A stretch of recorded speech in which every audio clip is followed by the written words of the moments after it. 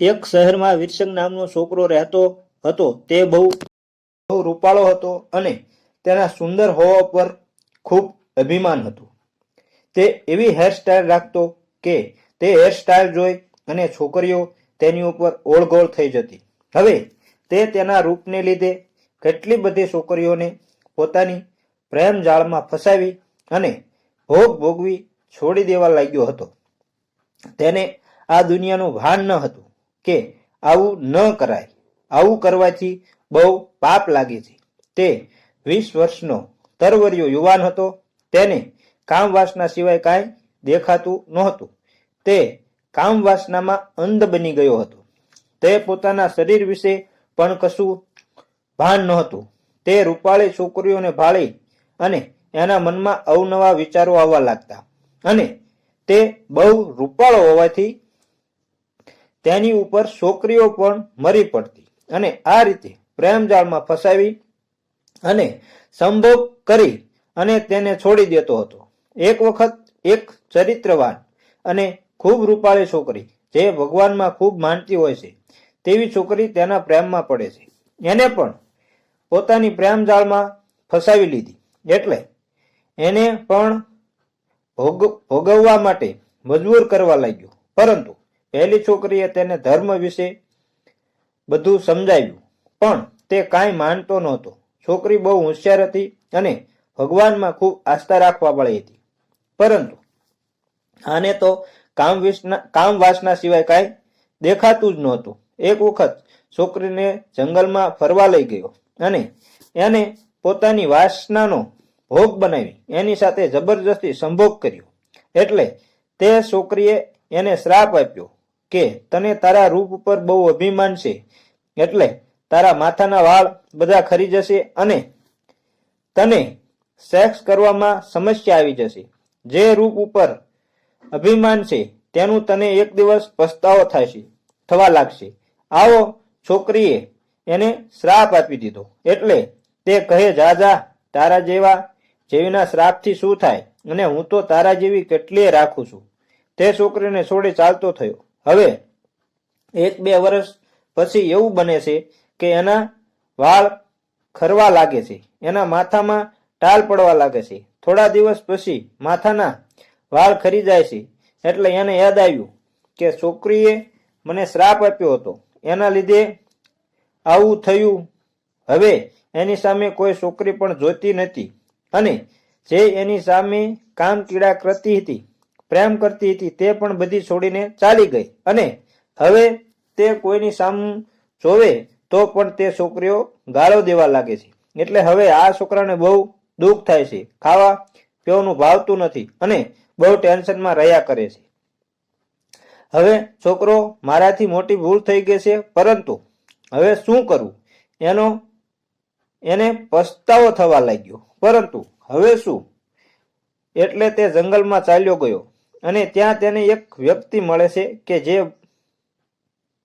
છે કે મેં બધા આવા કર્મો કર્યા છે, આ તેનું ફળ છે.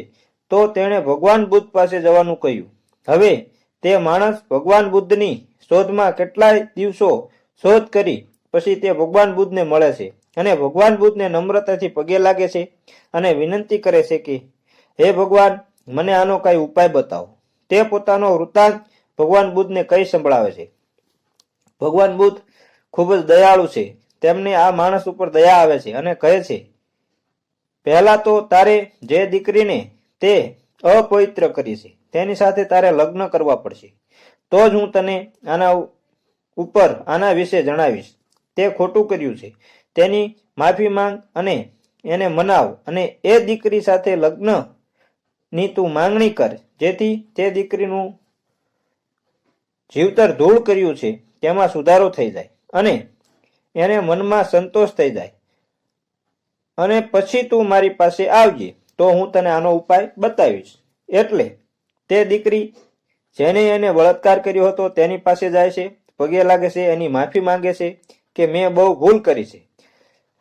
હવે તે દીકરીનું કુમાર્ય ખંડિત કર્યું હતું તે દીકરીને પણ હવે એની આબરૂ જતી રહી હતી ને પાછી મળી જાય તે માટે તે માની જાય છે અને એની સાથે ઘણી શરતો કરી અને લગ્ન કરી લે છે. પછી તે ભગવાન બુદ્ધ પાસે આવે છે અને ભગવાન બુદ્ધ ને બધી વાત કરે છે. તો ભગવાન બુદ્ધ દીકરીના શાપનું નિવારણ કરે છે અને તે ટાળિયા માણસને ટાળમાં વાળ લાવવા માટે આ ઔષધિના સેવન કરવાનું સૂચન કરે છે અને કહે છે તારે ટાળમાં ફરી વાળ આવી જશે અને તારું જીવન પહેલા જેવું થઈ જશે. તો સાંભળો ભગવાન બુદ્ધે આપેલી આ ઔષધ વિધિ વિશે માહિતી. મિત્રો, ભગવાન બુદ્ધે આપેલી માહિતીનો ઉપયોગ તમે પણ કરી શકો છો અને તમને પણ ક્યારેક કામ લાગી શકે છે. તમારા આડોશી પાડોશીને, તમારા મિત્ર વર્ગને કે સગા સંબંધીને પણ આ ઉપાય જણાવશો જેથી તમને પુણ્ય મળશે. તેથી વિડીયોને સ્કીપ કર્યા વગર આગળ જોતા રહો. તો સાંભળો ભગવાન બુદ્ધે જણાવેલ ઉપાય. આ નાના બીજથી માથાની ટાલ પર લીલોતરી આવશે, વાળ પણ જાડા અને મજબૂત બનશે, વ્યક્તિત્વ સુધરશે. વાળ નબળા પડવા, તૂટવા, વાળ ખરવા અને અકાળે વાળ સફેદ થવા ખૂબ જ સામાન્ય સમસ્યા બની રહી છે, જેના કારણે આજકાલ દરેક વ્યક્તિ પરેશાન છે. આ સમસ્યાથી છુટકારો મેળવવા માટે લોકો વિવિધ ઉપાયો કરે છે. આમાંથી એક ઘરેલું ઉપાય ભગવાન બુદ્ધ આ પ્રમાણે બતાવે છે. તે ઉપાય છે મેથીના દાણા. હા, મેથીના દાણામાં ભરપૂર માત્રામાં આયર્ન, ઝીંક, હેલ્થી ફેટ અને પ્રોટીન હોય છે, જે વાળને પૂરતું પોષણ આપવામાં મદદ કરે છે. આની સાથે તેમાં એન્ટી ફંક્શન અને એન્ટી ઇન્ફ્લેમેટરી તત્વો હોય છે, જે વાળના વિકાસ માટે જરૂરી છે. આ બીજનું યોગ્ય રીતે સેવન કરવાથી તમારા વાળ ઘટ અને મજબૂત બનશે. આ જ કારણ છે કે વાળની સમસ્યાને દૂર કરવા માટે આયુર્વેદમાં વર્ષોથી મેથીના દાણાનો ઉપયોગ કરવામાં આવે છે. આ બીજનો યોગ્ય રીતે ઉપયોગ કરવાથી માથા પર વાળ ઉગે છે, પરંતુ સૌથી મોટો પ્રશ્ન એ છે કે મેથીના દાણાનું સેવન કેવી રીતે કરવું. ભગવાન બુદ્ધે જણાવ્યું, મેથીમાં ઘણા પ્રકારના પોષક તત્વો હોય છે. ખાસ કરીને મેથીમાં બાયોટીન નામનું તત્વ જોવા મળે છે, જે વાળના ફોલિકલ્સને મજબૂત બનાવે છે અને તેની વૃદ્ધિમાં મદદ કરે છે. તેનાથી વાળ જાડા પણ થાય છે. આ પોષક તત્વો વૃદ્ધિને પ્રોત્સાહન આપે છે. મેથીમાં રહેલા પોષક તત્વો જેમાં પ્રોટીન, વિટામિન B6 અને ફોલિક એસિડનો સમાવેશ થાય છે, તે વાળના વિકાસમાં ખૂબ મદદરૂપ થાય છે. આ સિવાય તેમાં zinc, magnesium, phosphorus, vitamin A, vitamin B, vitamin C જેવા તત્વો પણ ભરપૂર માત્રામાં હોય છે, જે વાળના વિકાસમાં મદદરૂપ થાય છે. ભગવાન બુદ્ધ આગળ જણાવે છે, નવા વાળ ઉગાડવામાં મદદ કરે છે. મેથીના દાણામાં મળતા તમામ પોષક તત્વો તમારા વાળના મૂળ સુધી પહોંચે છે અને તેમને સ્વસ્થ અને નવા વાળ ઉગાડવામાં મદદ કરે છે. તેથી વાળ ખરવાની સમસ્યાથી પરેશાન લોકોએ મેથીનો નિયમિત આહારમાં સમાવેશ કરવો જોઈએ. મેથીના દાણાનો ઉપયોગ કેવી રીતે કરવો તે ભગવાન બુદ્ધ નિષ્ણાતોના મતે વાળ ખરતા રોકવા અથવા માથા પર વાળ ઉગવા માટે મેથીના દાણાને અંકુરિત કરીને ખાવા જોઈએ.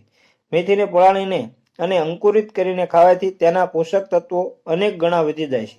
આમ કરવાથી વાળ મજબૂત થાય છે. ભગવાન બુદ્ધ આગળ જણાવે છે, તે વાળને જાડા અને લાંબા બનાવવામાં મદદ કરી શકે છે. ફણગાવેલા મેથીના દાણા કેવી રીતે બનાવશો. મેથીના દાણાને આખી રાત પાણીમાં પલાળી રાખો. સવારે ઉઠ્યા પછી પાણી પી લો અને બાકીની મેથીને સુતરાઉ કાપડમાં બાંધી લો. આમ કરવાથી બીજા દિવસે દાણા અંકુરિત થશે. જો તમે ઈચ્છો તો મેથીના દાણામાં ડ્રાય ફ્રૂટ્સ, સમારેલી ડુંગળી, ટામેટા, લીંબુનો રસ, ગાજર, કાકડી અને થોડું મીઠું મિક્સ કરીને સ્વાદિષ્ટ સલાડ બનાવી શકો છો.